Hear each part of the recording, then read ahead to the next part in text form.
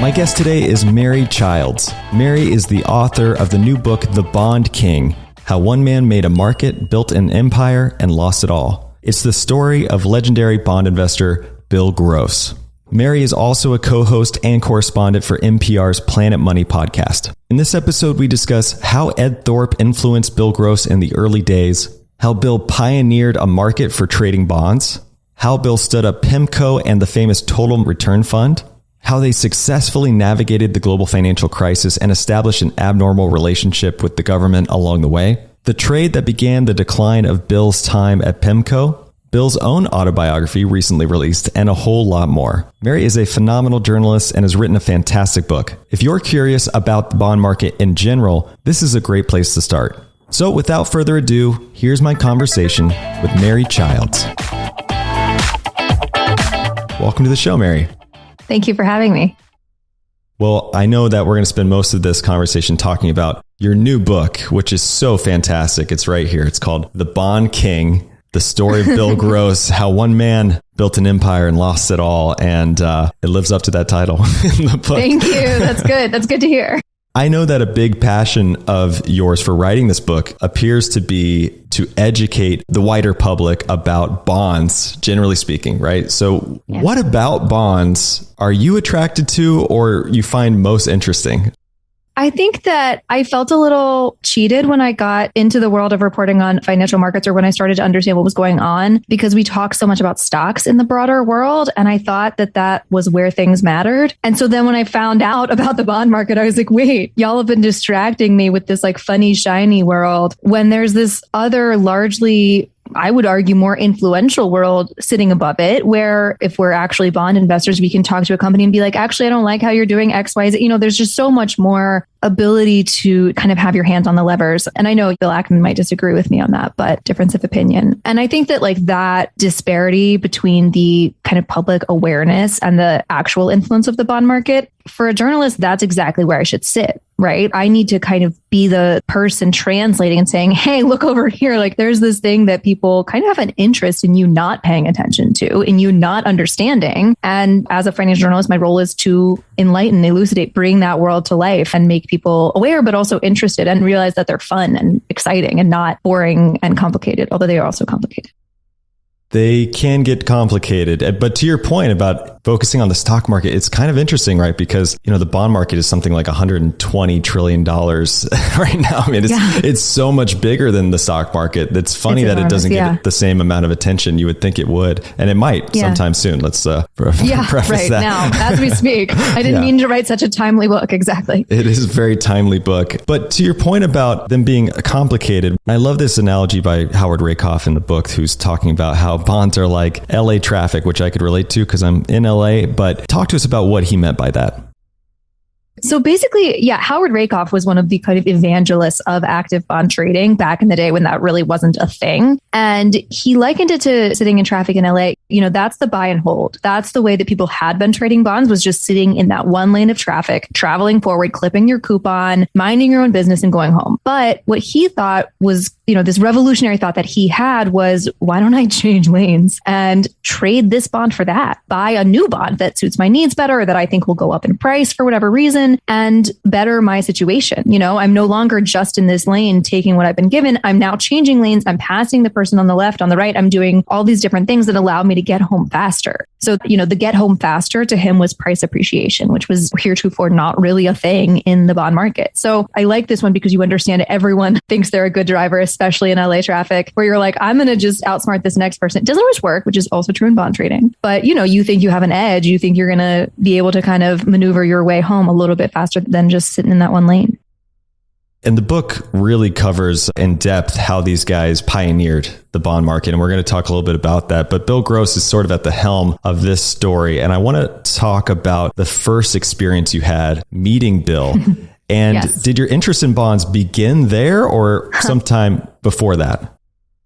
My interest in bonds began before that. I had actually been covering bonds by that time for about 3 years full time, I think, at Bloomberg News. So, that was a very intense team, a very smart team. And I learned so much being on that team. And, that conversation with Bill was definitely like, I'd already written a story that I had made a mistake in this story that was so did not reflect that I had been covering credit for 3 years. I just made like a very, when you're fact checking your story at 9:00 at night and you've been working on it for months, you just miss the forest for trees. Or did you really mess up? Because I remember you called Bill and he was like, well, you have your numbers, I have mine, right? It was this. Yes. So what happened was I had cited the price return, not total return of the, total return fund's performance. And, that's I just looked at the wrong column when I wrote down the thing, which is very silly and embarrassing. And it's a little embarrassing to put that in my opening. I'm like, neither of us are quite reliable narrators, right? But I do think that was an interesting interaction with Bill Gross because he's on Bloomberg Radio after that story comes out. And he's like, Mary Childs needs to get her facts straight, which is just absolutely devastating. I was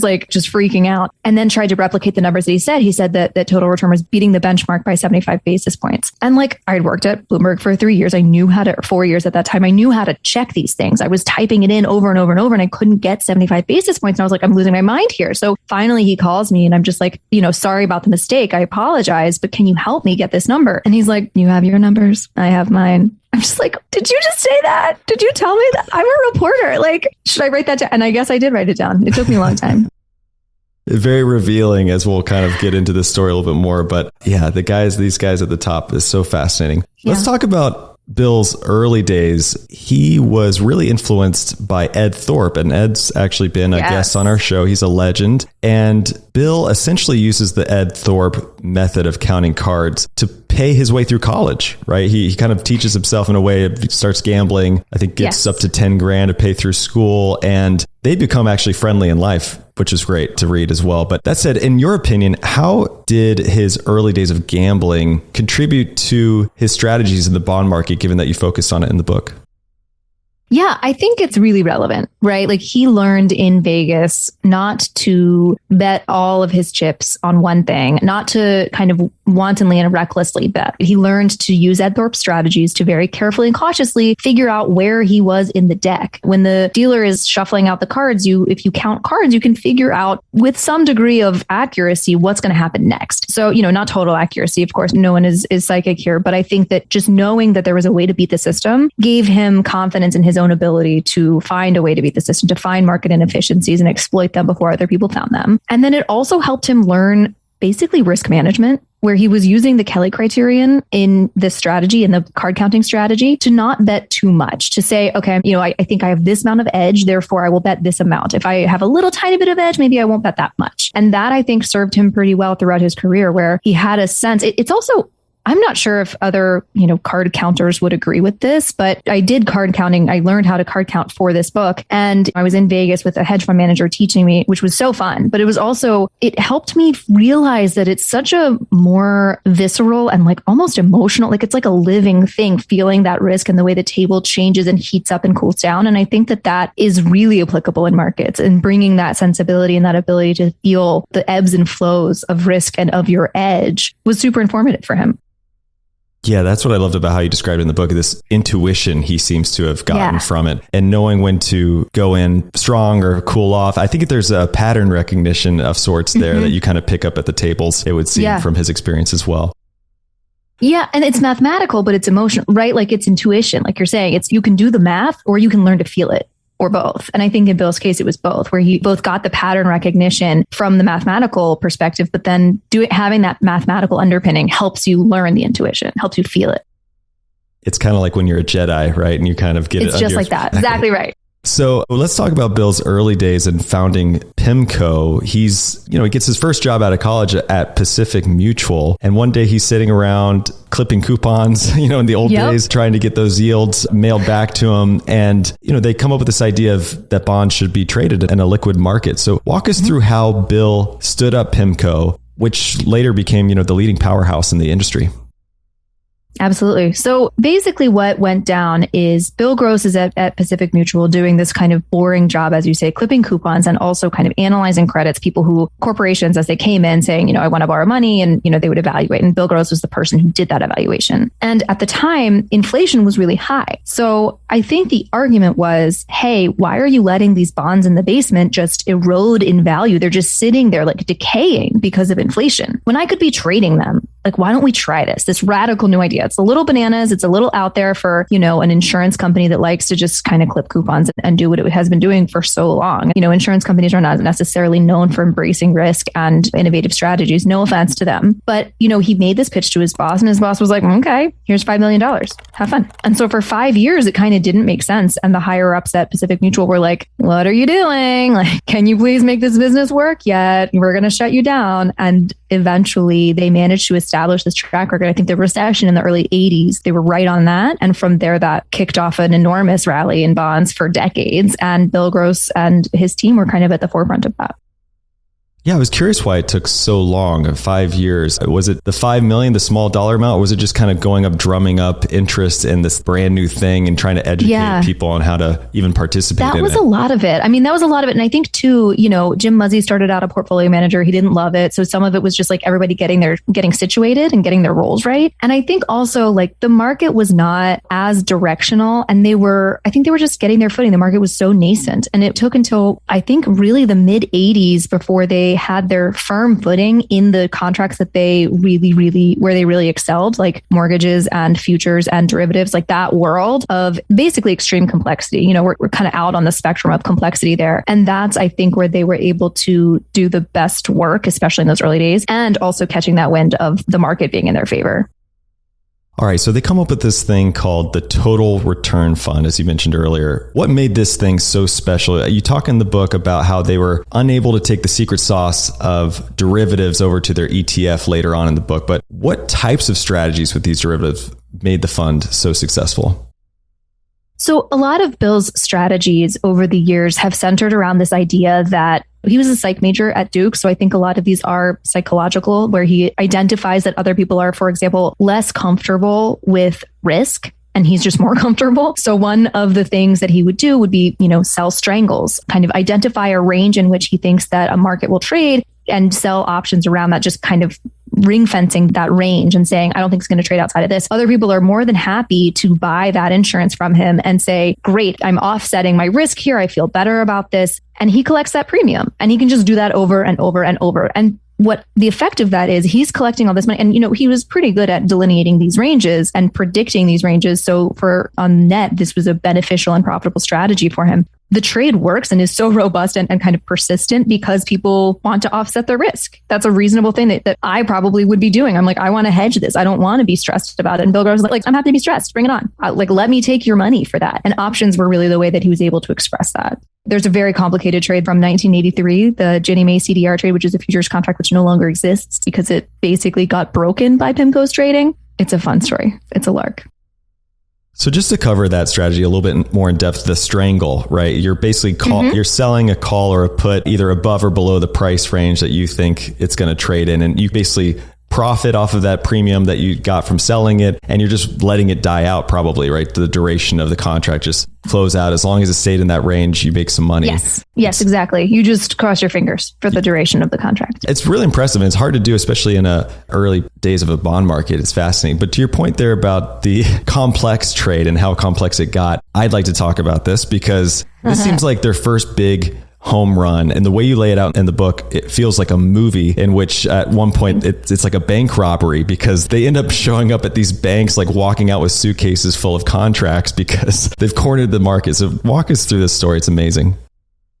It was a new contract. It was called a Ginnie Mae CDR, collateralized depository receipt. And basically, it's not dissimilar to, regular mortgage pools where you just slice it up by risk. But in this one, the flaw was that they had kind of too many different levers and too many options. It's really two trades that I've kind of made sequential, but it's actually like it had one problem where it had a perpetual. You could convert it to a perpetual security. So that's one thing. And that was like your downside. If rates are falling and you want to just stop, you want an 8% forever. Congratulations, you've got it. And on the other side, there were basically the market hadn't realized that because of negative convexity and the fact that rates rates were turning right then, the number of the cheapest to deliver bonds that would actually help settle this trade if you wanted physical delivery were very finite. And like actually they were no longer making this cheapest to deliver. And I think people hadn't really realized that. And like you can go along happily down a path for a long time if no one tells you that the underlying assumptions are all wrong. And I think when rates start to go up, you reveal a lot of these assumptions, right? Like suddenly we're all going to learn about a lot of assumptions that we didn't know that we're making throughout the financial market, like right now. So exciting times. But basically, because of negative convexity, the lower coupon Ginnie Maes are worth way more. And so the higher coupon, the highest coupon, I think was like 17%. And those were the cheapest to deliver. So Pimco realizes that there aren't enough of the cheapest to deliver. And they actually end up going out to all of their clients and being like, do you want to trade futures in your pension? Do you mind? Just because it's a really good idea. We have this great trade. Like, it's this hilarious. And these like very,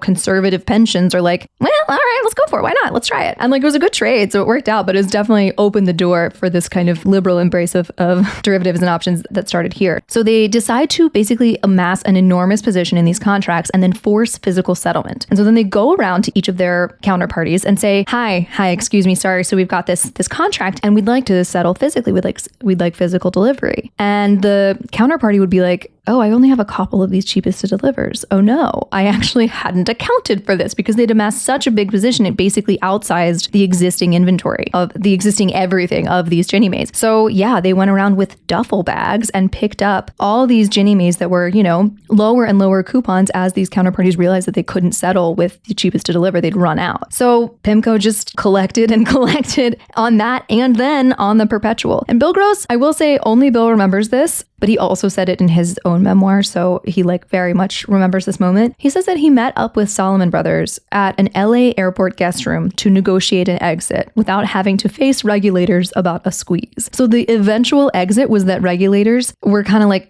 and the Chicago board was like, there were a lot of people looking at this and being like, was that strictly speaking legal? Was that okay? What just happened? What just happened? And so Bill says they settled in an airport hotel guest room. Which is, yes, I love the movie version of this. It's so beautiful.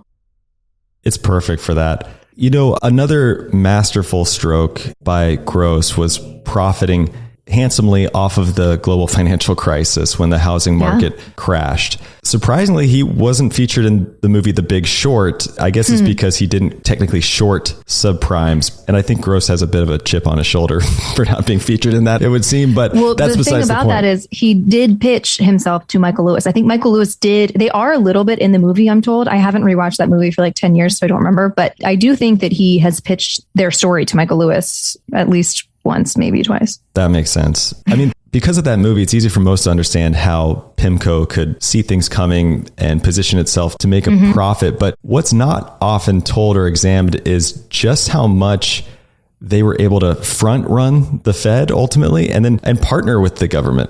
Talk to us about these inner workings of the partnership that developed between Pimco and the government. Yeah, I mean, there were formal relationships where the government needed to value or trade securities that it really had previously not done so, at least in this degree at this scale. So in multiple different markets, they ended up literally partnering with asset managers, including Pimco. And Pimco was like a kind of a big one of those. And they also had this informal thing where Pimco is at the center of this market, of the mortgage market. And the crisis was obviously very much in the mortgage market. So it had the effect of Pimco's trading and Pimco's view being so central to what the government needed to do. So the government had this enormous problem in the form of Freddie and Fannie, which at that time, directly or indirectly, backed $5 trillion worth of debt, which is absolutely ridiculous. And a lot of that debt was underwater, or people were defaulting, people were unable to make their payments. And Pimco is basically like, yeah, I know that's rough, isn't it? That's a real bummer. You're gonna have to make explicit that government guarantee. Because to that point, it hadn't really been clear how much the government, they were government sponsored, but how much. And so this moment in time, Pimco is just like, go ahead, say that you're gonna just back them. And eventually that's indeed what the government ended up doing. So to me, that's the moment where they're the most powerful, where they are at the epicenter of this crucial moment and wielding such influence in this enormous market that affects really literally all of us.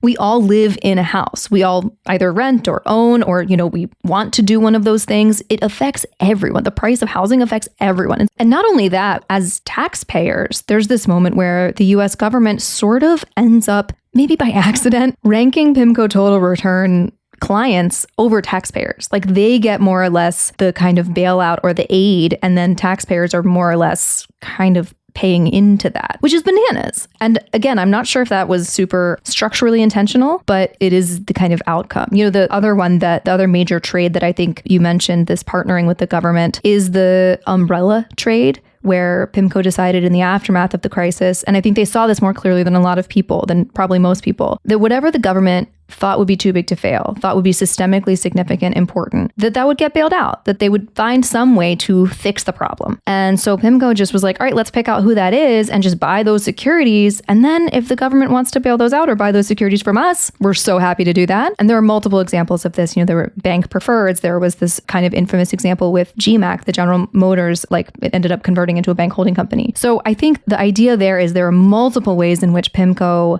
partnered with or basically front ran the government to its great benefit, to Pimco total return's great benefit. Yeah, it used its power to basically play chicken with the government, it seems. And you mentioned that last point about them making money every which way from, the collapse of our economy. How are we supposed to feel about these corners of capitalism when it looks a little ethically gray?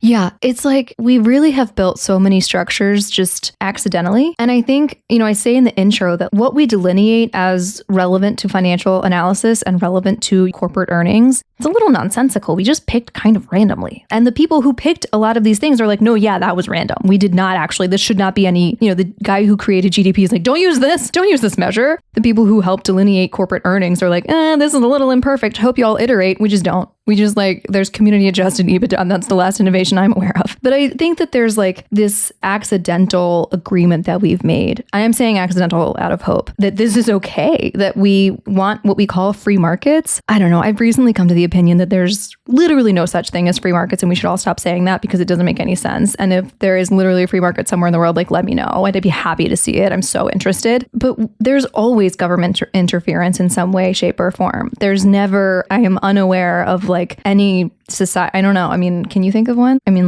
bartering. I don't know. There's a social contract no matter what.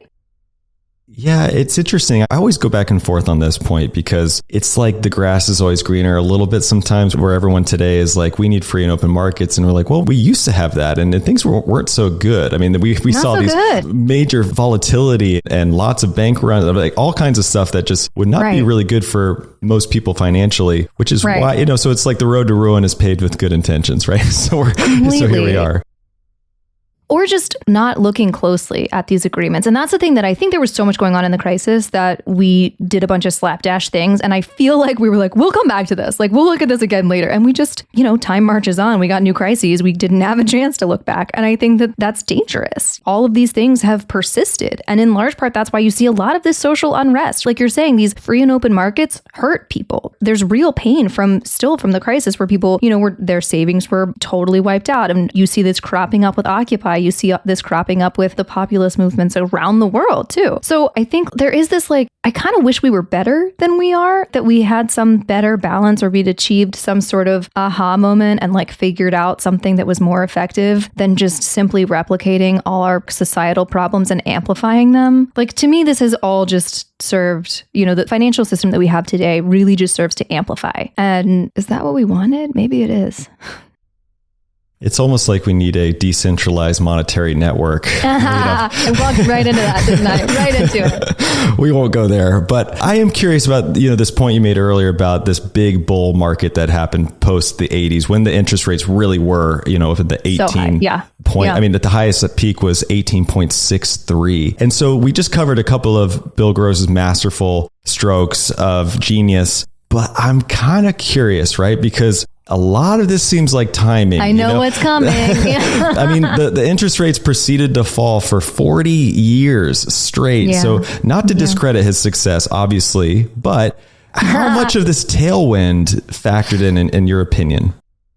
He was massively lucky in terms of timing, and that is the biggest reason for his success. And I see that, I get that, and he would own that too. He absolutely has owned that over the years. He's like, I was a beneficiary of this massive run in bonds, and like, yeah, for sure. But so were a bajillion other people, and none of them are Bill Gross but Bill Gross. So I do think that he did have insights. He did have true insights into, he identified these factors that were persistent and robust across time. Like, that is a real thing. And I think that the timing question is, I don't know, everyone was playing in the same field. So it seems like there's no counterfactual. There is a little bit where he went to Janus, but it's not an A/B test. It's not a clean control because he had so many other factors that were changing his investment strategy, like his emotional situation from the ouster from Pimco. So at Janus, he did not perform as he had at Pimco over many decades. And it was this kind of sad last chapter where I think it threw a lot of his investing prowess into question, where rates did rise over his time at Janus. And I think you can't really, you can compare them, but I think it's messy. So both can be true. He was the great beneficiary of an enormous run in rates. Yes, absolutely. Enormous bond rally. But also, he did have these insights. He did manage to generate alpha. He did identify these market inefficiencies and these kind of what he calls structural alpha, these trades that did generate outperformance over time. Hey everybody, Trey Lockerbie here from We Study Billionaires, and I wanted to tell you about a new company that I absolutely love, and that is called Trade. Trade combines two of my favorite things, coffee and technology. So what you do is you go to drinktrade.com. There's a super simple survey that you take, and then it tells you which coffee they're going to send you that you are literally guaranteed to love. Meaning, if you don't love it, they'll send you a new bag of coffee for free. And from there, you can keep experimenting so you're not falling into the same rut of drinking the same coffee over and over and over again. There are so many different types of roasters, levels of roast, beans from different parts of the world. There's plenty to nerd out on here. So why not be adventurous and try some new stuff? After I took the quiz, they sent me a bag from Sight Glass Coffee in Northern California, and it's literally my favorite coffee of all time. Normally, I've been drinking a coffee where I have to sweeten it with honey and almond milk, but this coffee, I could actually drink it black. It was so delicious just on its own. And right now, Trade is offering subscribers a total of $30 off your first order plus free shipping when you go to drinktrade.com/TIP or click the link in the description below. That's more than 40 cups of coffee for free. Get started by taking the quiz at drinktrade.com/TIP and let Trade find the perfect coffee for you. That's drinktrade.com/TIP for $30 off.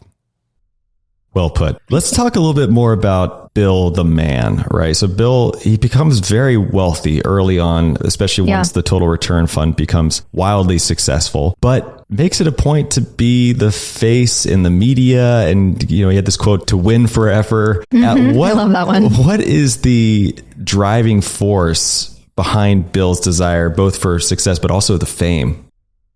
Yeah, so this is actually one of the things that I think people have responded the strongest to from the book. This idea that when Bill used to interview potential employees for Pimco, he would ask them, what do you want? Fame, money, or power? He liked this question because it made people uncomfortable. It made them kind of think what he wanted them to answer. It opened up a vulnerability no matter which way you answer it. But for him, the answer was always fame. He always wanted to be famous, and he would tell anybody that, and it was true from the get-go, and he knew it. And in conversations over many years, he's told me and others, I'm kind of sometimes just the vehicle or the vessel, but he's told people that it's basically this idea that he had these cold Canadian parents. His parents weren't huggers and they weren't affectionate, and he has kind of limited memories of joyous, affectionate moments with them. And he says that this is what motivated him to be famous, to want to be famous, because he equated fame with love, which I think is just so poignant. And like, what clarity, what mental clarity to be able to see that this is what's making you, this is the fundamental engine behind everything. And I think that that's unusual for a bond manager, but that also explains, like you're saying, he was the face of the firm for so long. He was like Mr. Bond Market for basically decades, right? The bond king. So I think it filled that. It did what he wanted it to, but as we all know, it's a very ephemeral thing. It slips through your fingers the minute you get it. So it's like you're on to the next headline. You're constantly chasing this thing. And I think that did not serve him in the end. He was almost like the Buffett of the bond market. And there's some similarities there as well, because in the media, he comes across as very folksy, so self-effacing sometimes. And, Bill behind closed doors, though, at Pimco seems to be a different story. Talk to us about the dichotomy happening there. Yeah, so this actually starts to verge on, I think you're right that there is this interesting dichotomy between the public perception and the kind of lived reality, if you will, of everyone who worked at Pimco and everyone in Bill's orbit. He was this folksy, eccentric, accessible guy, very, normal guy, always sharing these embarrassing moments in his monthly investment outlooks. And that was like his charm. People really responded very strongly to that. But then on the Pimco trade floor, he was intensely focused. He did not like to be disturbed, interrupted. He had kind of rigid rules about, when he did what. And, he didn't want to be pulled into client meetings. He would do them, but he didn't want to. And he was very hard on people in investment committee. So there was this distance between what people perceived, what people saw on TV, and then the people who actually interacted with him, what they got. And I've been thinking a lot about this, and Bill was diagnosed late in life with Asperger's. And I think that's really relevant here. If you think about other public figures, you think about David Byrne, for example. He has talked widely about being autistic. And I think I'm not a psychologist, I'm not licensed to talk about this in any way, but I think there is this distance that's comfortable where if you get on a stage, you're wearing a mask, you're performing, but no one's interacting with you. You're interacting at them, basically. And I think that's relevant for Bill Gross, where he was able to be this self-effacing, folksy, accessible, kind of adorable guy on TV. And then he would get off screen and act normal. And that difference for him is not dissonant. And those live together, right? There's this performance Bill, and then there's life Bill. And life Bill, I think a lot of those behaviors that people objected to, that people thought were mean or aggressive or too intense or all these different adjectives that I've heard over the many, many years, I think a lot of those are sort of not quite appreciating that they're dealing with someone who's neurodivergent, where, he doesn't want to make eye contact, not because he doesn't like you, but because he doesn't want to make eye contact.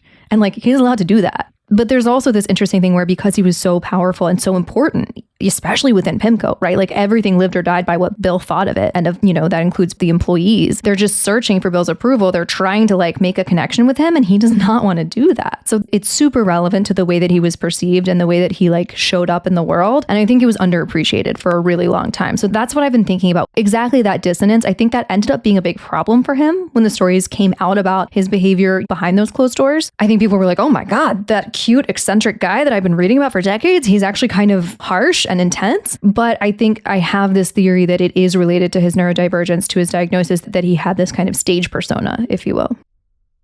I'm actually really glad you brought that up because I had a similar thesis there. And he comes out later in life, much later in life, announcing his diagnosis, and he's very proud of it. He's really owns it. And it's kind of because he sees a lot of similarities. Elon Musk on SNL announced he had Asperger's. He talks about how Gates might have a mild case of it as well. And that all those people, and you could probably name more, have this reputation of being, quote unquote, hard to work for, Right. And it's just an interesting thought that now that it's getting more and more into the zeitgeist of sorts of people recognizing these diagnoses earlier and earlier. I wonder if that will stay the same or if there'll be a new appreciation there. So interesting point.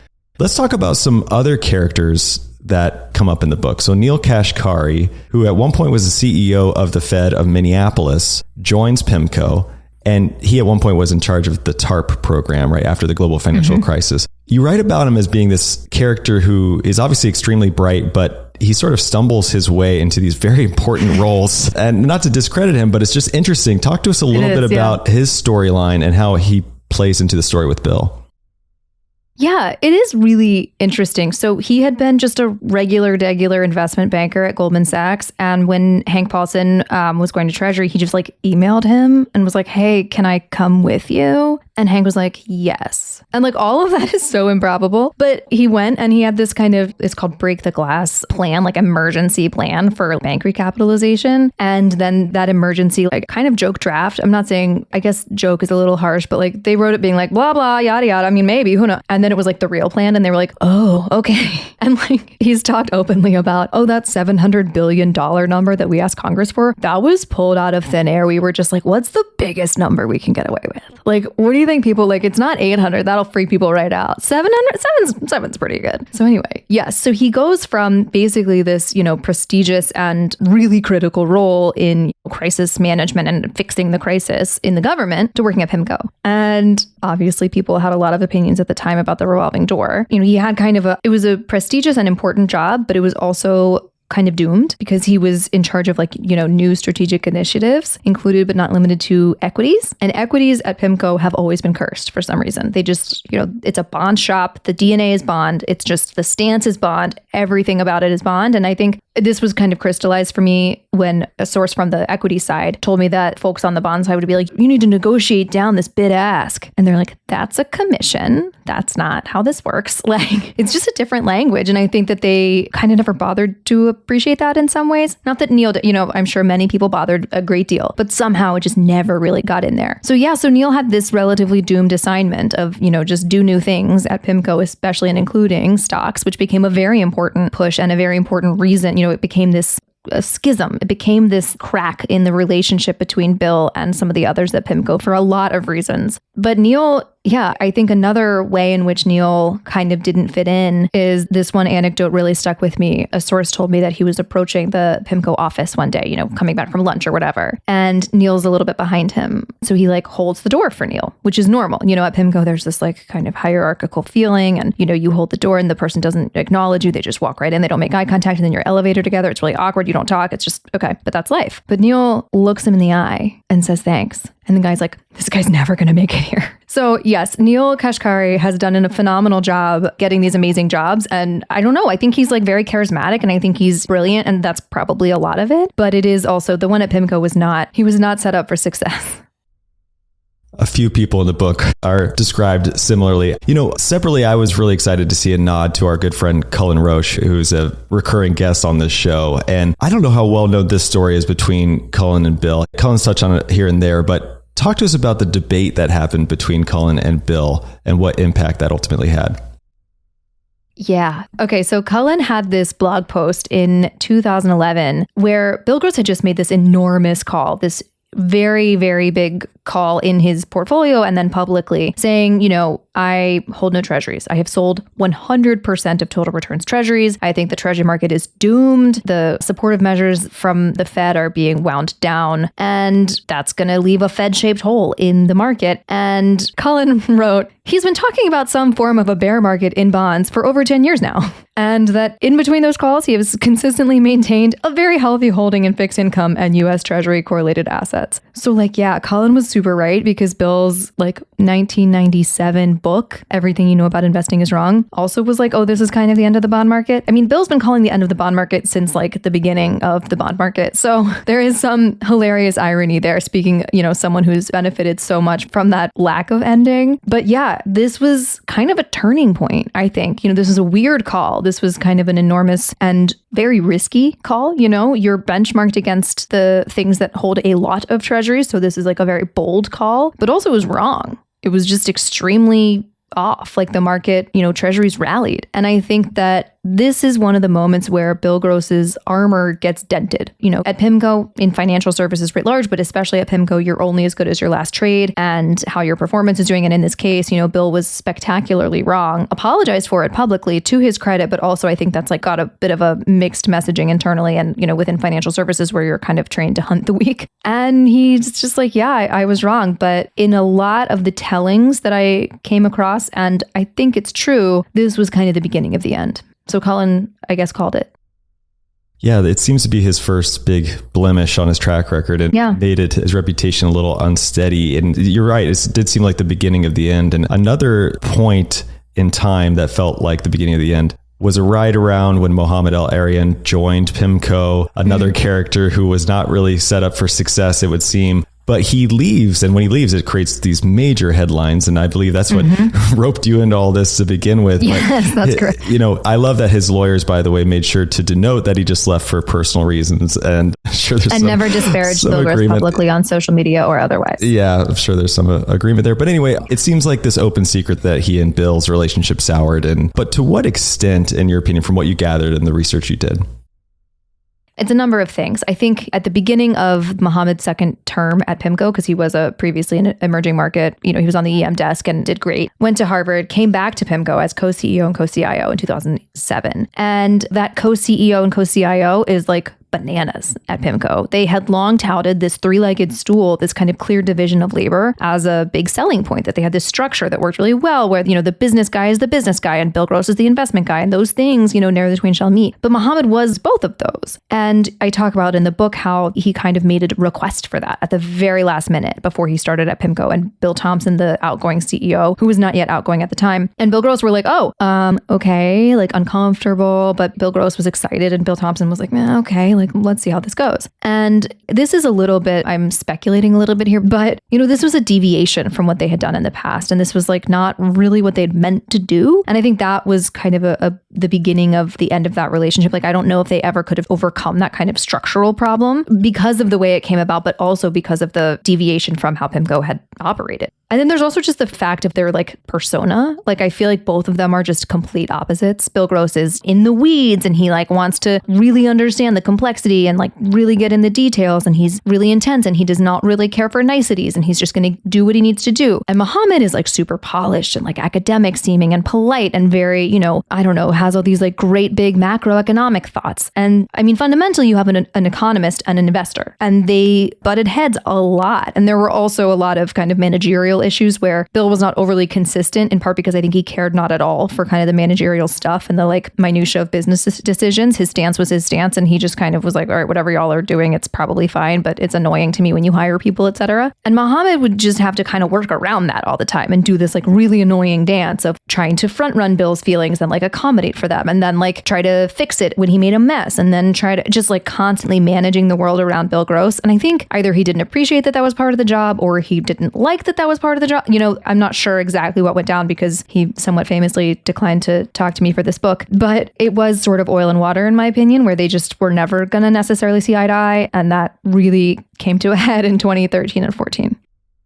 Also, what happened in 2014 is Bill goes and speaks at this Morningstar conference, and he goes on stage and he's talking, and then all of a sudden he starts to get on a tangent a little bit. He brings up the movie The Manchurian Candidate and ends up walking through the entire plot. So this seems like, again, the beginning of the end of a career, but people started really questioning his cognitive state of mind, at this point. Did you see that when you were dealing with Bill throughout the book? And was there something there, or was this sort of were people reading too much into that?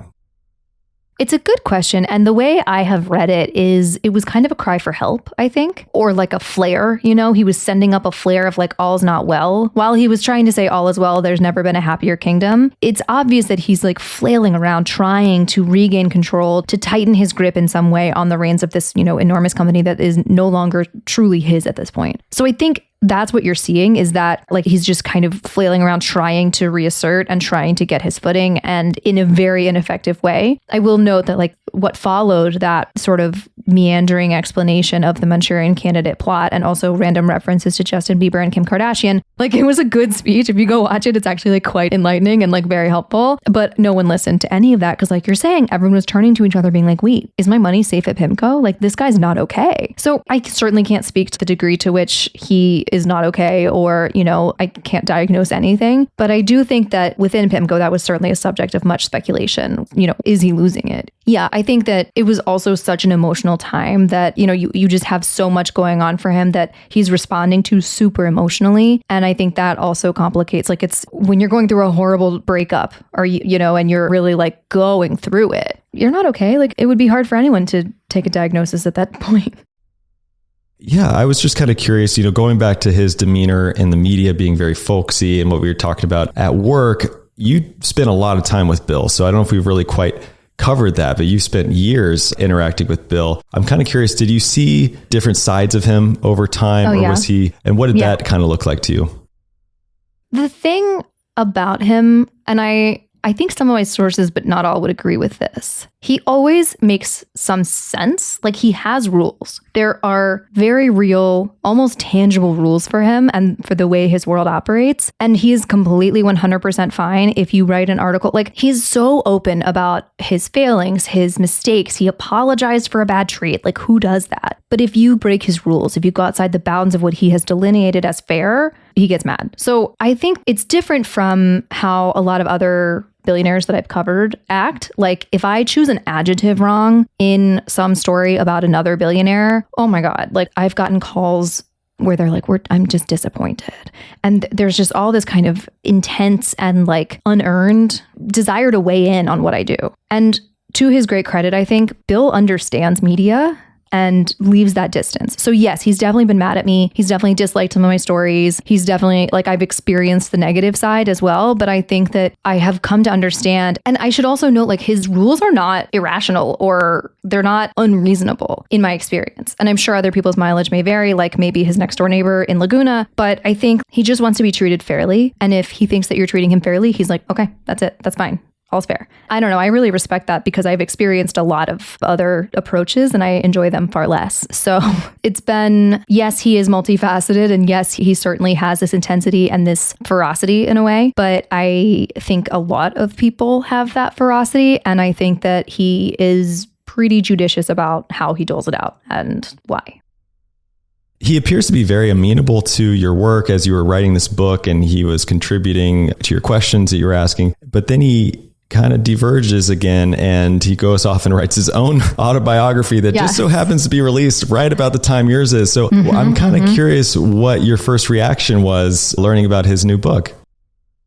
So at first I was a little incredulous just because it came out of nowhere. It had been 7 years, basically. I found out, I guess he put it in Investment Outlook that he was writing his own book in January 2022. And, you know, I'd been talking to him since literally 2014 and I guess 13 actually, and like had never heard about this. But it's also like I had been in edit mode, deep in edit mode for years at this point. So I'm not like emailing him on a daily basis or even monthly. I'm trying to not bother him that much. You know, he's literally a busy person. He has given me the kindness of sitting down for all these interviews, but he doesn't owe me all that time. And he was super helpful in fact checking, like all this stuff. So, I'm trying not to bug him, but I think when he saw the questions from the fact checker, I think he was like, oh, this is stacking up in a way that I don't really like. Like, this isn't the book I wish it had been. And which I totally understand, but I think that was kind of the impetus for him to write his own narrative. And he's completely entitled to that. And frankly, I think it helped me. You know, he's been out there doing all this publicity and that doesn't not help me. You know, we both have a book about Bill Gross out right now. So I think people thought I'd be mad or sad or something, or like maybe that it would like take the wind out of my sails. But I think the opposite is true. It's also like journalistically super interesting, because you can read my book and kind of align his account next to my book in a way that's really interesting and very rare. Like, there's so many reported works of nonfiction that are so deeply investigated and you never know what thread is what, where they're drawing stuff from, which is of course part of the adventure. You know, you're trusting the journalist to have done all this work. But it's so interesting, I think. I mean, obviously I think Bill Gross is interesting. I wrote a whole book about him, but I think like if you read his account and see where it lines up with mine and where it diverges, and I don't know, I think it's a really interesting kind of experiment. So. Well, your book, even though it's nonfiction, it really feels like a novel the way it's written. It's very well done. Thank you. You know, Bill certainly comes across in the book as sort of restless. And, you know, you mentioned he went to Janus from Pimco, a major move that disrupted the markets. Even people were really, I mean, that's how much of a titan he was. He goes to Janus and has somewhat of an underwhelming experience there and ultimately retired recently. I'm kind of curious, in your opinion and your experience with him, is he capable of finding peace? Do you think he's found peace in retirement, or do you think the restless nature still lives on? I think it's a case, again, of both are true. I can't imagine a world in which Bill Gross is like, okay, I did it. I'm done now. I relax. Like, he's still trading. He traded GameStop. You know, I think once he lets go of all of that, I mean, I think he'll have to be dead. I'm not him. I can't imagine, but I think that he just needs to, you know, he just does stuff. He's not a relaxer. Like, his hobby was collecting stamps and like charting the price of various stamps against the various benchmarks. That's his hobby. So the first one is like, yeah, he can achieve happiness. He says that he's happy now, and I'm so glad for that. But I also think the restlessness is just sort of part of his nature. And whether that's going to manifest as messing with his neighbors or perfecting his golf game, I think is the real question. So maybe there'll be a sequel if he keeps up his activity. Speaking of which, it took quite a long time to finish this book, as you kind of mentioned, because he's still active. He's still out there doing stuff, creating headlines. So what was that like, trying to close out the book? And, you know, when was the moment you said, okay, here's a good spot to end on? Stopping point right now would be when I've stopped. I literally at first I tried to end the narrative in 2014 because it seemed like that's when the narrative ended, right? He goes to Janice, yada yada, whatever. But then it took me so long, as you say, but also I don't know, the coda at Janice just kept kind of rolling forward. He sued Pimco and then they settled and then things kept happening. And I remember going to a dinner party in 2018 or 19 and I was sitting next to a friend and they were like, oh, what's your book about? And blah, blah, blah, just chatting with these folks. And they were like, oh, is that the guy who's leaving dead fish in his ex-wife's house? And I was like, oh, is that how he's known now? Is that Bill Gross, the guy who Wait a second. You got to walk us through this. Tell us what's happening here. I assume you too have followed Bill Gross for 7 years or more. Yeah. So in November 2016, Sue Gross filed for divorce. This is his wife of 30 years or so. And this was very shocking. I did not see this coming at all. I think Bill did not really see it coming. And it was very unfortunately extremely acrimonious. It became this kind of very upsetting to watch one-upmanship and game of pettiness, and he hired Empire Intelligence to follow her and her family and keep track of her, which I think she did not appreciate. It manifested as a real estate war. It was just the real culmination was when she won the house, their longtime shared residence in the divorce. And I think Bill loved his house, loved the neighborhood.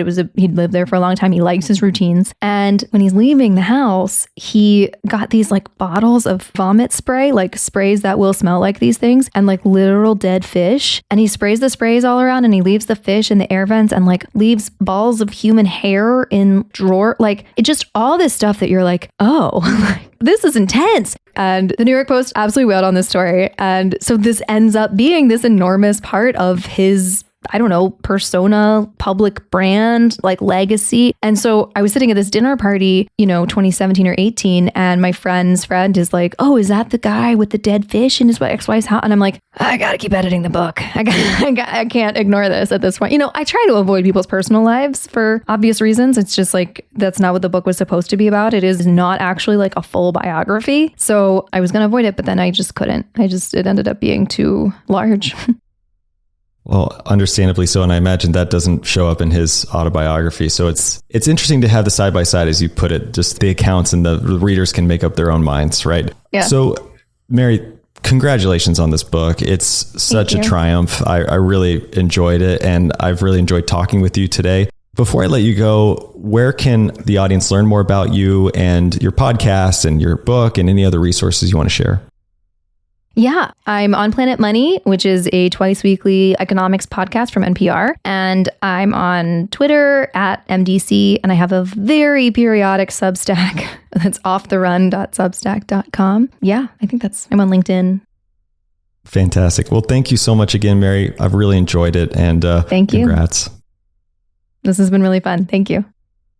All right, everybody. I hope you enjoyed this one. That's all we have for you this week. If you're loving the show, please don't forget to follow us on your favorite podcast app and maybe even leave us a review. You can also find me on Twitter at Trey Lockerbie, and be sure to check out all of the resources and other shows we have for you on TIP. And with that, we'll see you again next time. Thank you for listening to TIP. Make sure to subscribe to Millennial Investing by the Investors Podcast Network and learn how to achieve financial independence.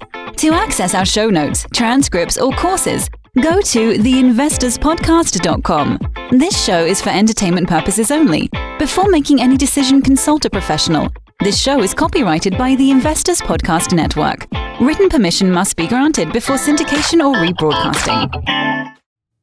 Thanks for watching. Make sure to subscribe and hit that notification bell so you don't miss out on the next podcast episode and new investing resources. What are your takeaways and thoughts on this discussion? Let us know in the comments section below.